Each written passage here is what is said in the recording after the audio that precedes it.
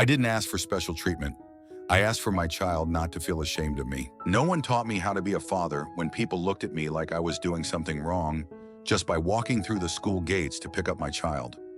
As a single LGBTQ+ parent, I didn't have a guidebook, no community of other parents to lean on, just cold stares, distant teachers, and whispered comments every time I showed up. They didn't have to say it out loud. I could feel the distance even when they smiled.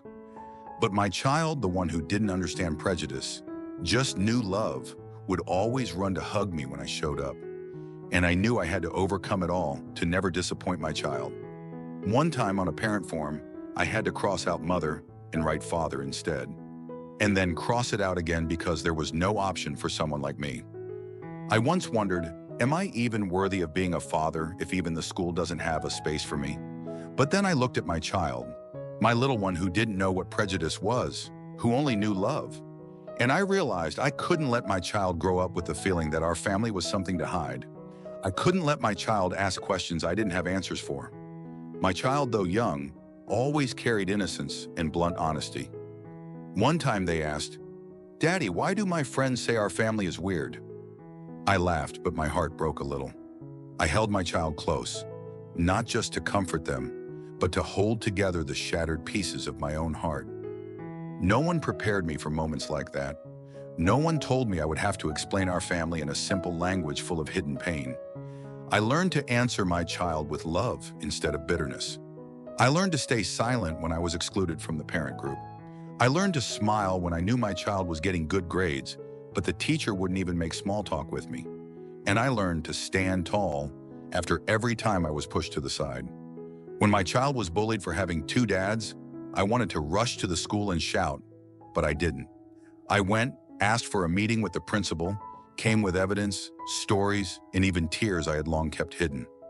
I said, "I'm not asking for special treatment. I'm asking for a place where my child doesn't have to be ashamed of me as their father." They were surprised. They weren't used to a parent like me, polite, well-spoken, and not afraid to speak the truth. I didn't cause a scene. I just stopped being silent.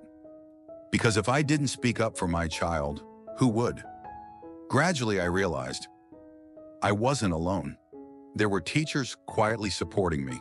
There were other parents coming up to shake my hand and whisper, "I'm like you." I started writing to the PTA, proposing changes to the registration form to include all types of families. I began attending the annual meetings, sitting at the front, not hiding any part of myself. Not to challenge anyone, but to exist fully. Being a parent in the LGBTQ community means learning to love without a script, walking through the darkness of prejudice while keeping the light of love in your heart, falling down not just for your child, but for yourself, so that you can rise again for both. No one taught me these lessons in school, in books, or by society. I learned through experience, through loneliness, through pain, through the look in my child's eyes every morning, when they ran to hug me and say, "I love you, Daddy." And that's enough for me to keep learning, even through tears. I don't have all the answers. I'm still learning. But I'm learning for my child, and I'm learning for myself.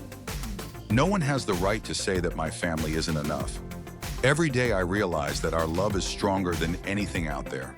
My child deserves to be loved and respected like any other child, and I will do whatever it takes to ensure that. If this story meant something to you, if it reminded you that love doesn't need to fit into boxes, then don't forget to subscribe. Not just to follow this journey, but to be part of a space where all kinds of families, all kinds of love, and all kinds of strength are seen, respected, and never ashamed. I'm here. You're not alone. We rise together. Subscribe, share, speak up.